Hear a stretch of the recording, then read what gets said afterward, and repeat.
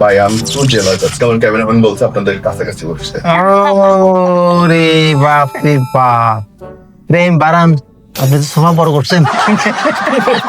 আমরা প্রোগ্রাম হয়তো এখন রেকর্ড করতেছি, কিন্তু হয়তো সামনে এটা অন এয়ার যাবে, বাট এটা প্রাসঙ্গিক। এই কথাটা আমার খুব মনে হয়েছে যে 14 নভেম্বর জি। গেছে কি বিশ্ব শিশু দিবস। আজকে যাচ্ছে শিশু দিবস।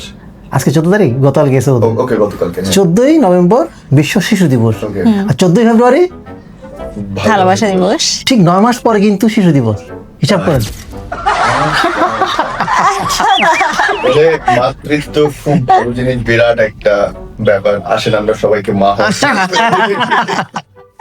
এই যে বলো না যে ফিমেলের মধ্যে মেল আছে, রাইট, ওমেনের মধ্যে ম্যান আছে, তারা তো হজম করে ফেলাইছে আমাদের। শি এর মধ্যে হি আছে। রাইট, মানে পুরুষ মানুষের কামই হয়েছে মাইয়াদের মাঝে থাকা। ওনারা আমাদেরকে মানে কি বলে অ্যাকোয়ার করে গেলে ফেলছে। ফেলছে, গেলে ফেলছে। এখন রাস্তাঘাটে বাইরে যে ভাই অপমান তো হই, কিন্তু চূড়ান্ত লেভেলের অপমান কারে বলে? কোনটা? আমি হয়েছি। কোনটা? ফকিরের দিছি 5 টাকা, হ্যাঁ। ফকির গায়ে হায় আপনি চলবেন কেমনে? এইটা বেস্ট ছিল, এইটা বেস্ট, এইটা বেস্ট। আমি আপনাকে অফারে বলতেছিলাম না, একটা দুবাইয়ের একটা ফ্ল্যাটের ফিতা কাটতে গেছি। আর আমার মনে হলো যে ওনাদের যে বাৎসরিক চার্জ ছিল আমার মূল সম্পত্তির অর্ধেক। আরে চিন্তা করেন, দেশে মানে রুচি একটা ব্যাপার আছে না, জি।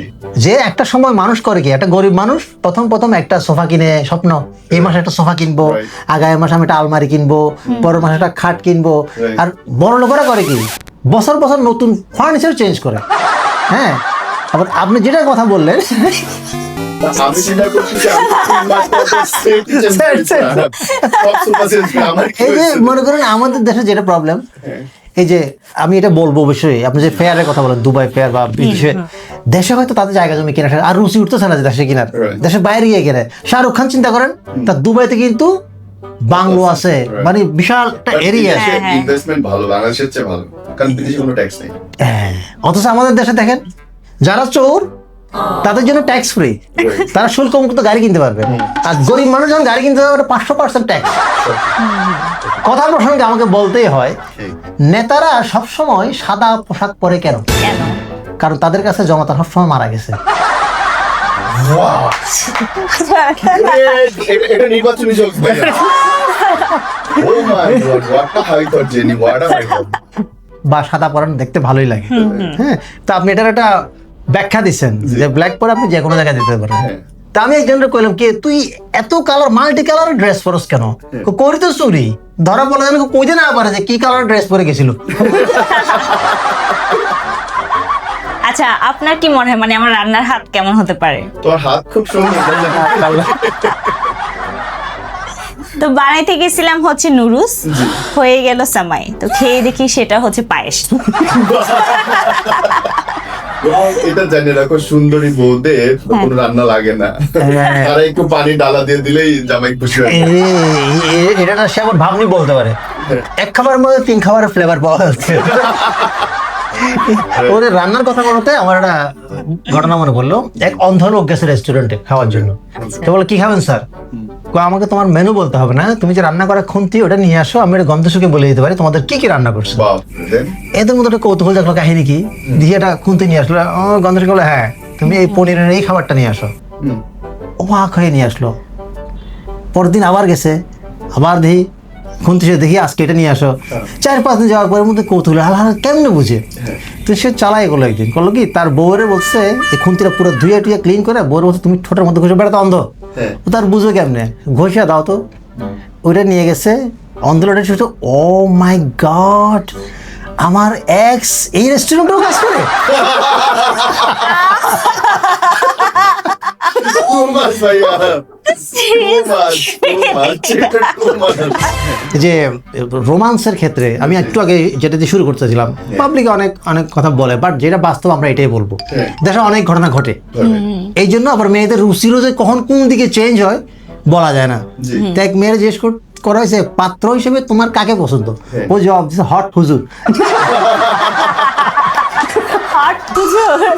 ও, but কথাটা খারাপ বলে নাই, অনেক বাংলাদেশে অনেক হুজুর আছে দেখে অনেক জোস জোস আসলেই মডেল অনেক জোস। আসলেই অনেক সুন্দর। এই কিভাবে মেনটেন করে আমি বুঝি না, তাদের দাড়ি অনেক সুন্দর, হ্যাঁ। চেহারা ফিট অনেক সুন্দর, হ্যাঁ। বিশেষ করে মানে রূপচর্চার ক্ষেত্রে মেয়েরা কিন্তু অনেক আইটেম এবং ইউজ করে। হুজুরদের সবচেয়ে বড় বেনিফিট হচ্ছে ভাইয়া সব সুন্দরী বউ পায় হুজুররা। হ্যাঁ, এটা একটা হ্যাঁ, ব্যাপার অদ্ভুত, কিন্তু তার বউরা আমরা দেখতে পাই না, খালি চোখ দেখে পাগল হয়ে যায়।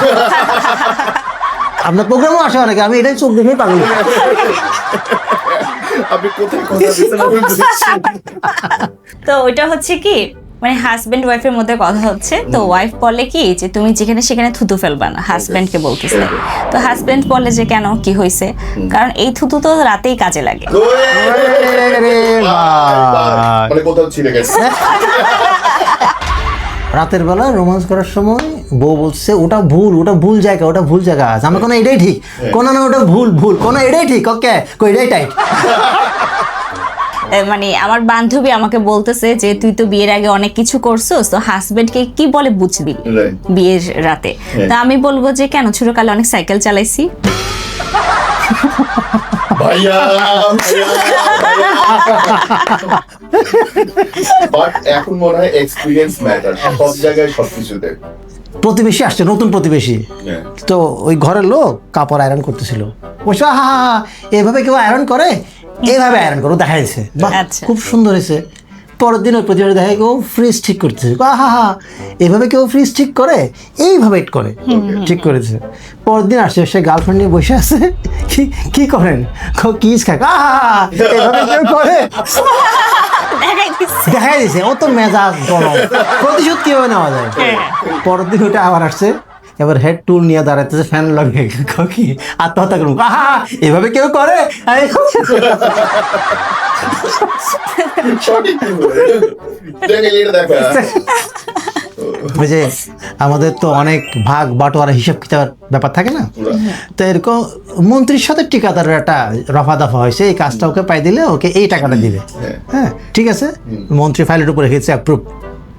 ওমা 2-4 দিন হয়ে গেল, ঠিকাদার তো আসে না, টাকাও দেয় না, এত মন মেজাজ খারাপ, কি করা যায়। সেই খেপা পিয়ন বলে, স্যার কোনো ব্যাপার না, আপনি জাস্ট অ্যাপ্রুভের আগে একটা নট লাগাই দেন। অ্যাপ্রুভ, বাহ খুশি, কাজ হয়ে গেছে। 2 দিন পরে আবার ওই ঠিকাদার টাকা নিয়ে আসছে, এখন তো বসছে ঝামেলা, কি করা যায়। পিয়ন কো, স্যার আমি তো আছি, আপনি নটের পরে একটা ই লাগাই দেন, নট অ্যাপ্রুভড। এবার বুঝেন তাহলে এই দেশ চালায় কে, ঠিকাদার, মন্ত্রী না পিয়ন? পিয়ন। এটা সঠিক। এটাকে বলে ভাইয়া আমলাতন্ত্র। আমলাতন্ত্র। এটা আমরা হাসলাম না, কারণ হচ্ছে আমরা ব্যথা পাইছি। কথা প্রকার বলে দিই, মানে আমার কাছে মনে হচ্ছে এই রিলেটেড। কি কই এই রিলেটেড? হ্যাঁ মানে এরকম, তুই এত ঘন ঘন ফেসবুক চালাস কেন? ফেসবুক আমার তাবিজ করছে। জেনে আমাদের তাবিজ। বল বাবা। ওইটা হচ্ছে কি মানে আমি আমার বয়ফ্রেন্ডকে বলতেছি আচ্ছা বিয়ের দিন আমি কি পরবো, শাড়ি নাকি লেহেঙ্গা, বয়ফ্রেন্ড থেকে জিজ্ঞেস করতেছি। তো বয়ফ্রেন্ড বলে কি তুমি দিনে যা ইচ্ছা তাই পরো, রাতে কিছুই পরতে হবে না।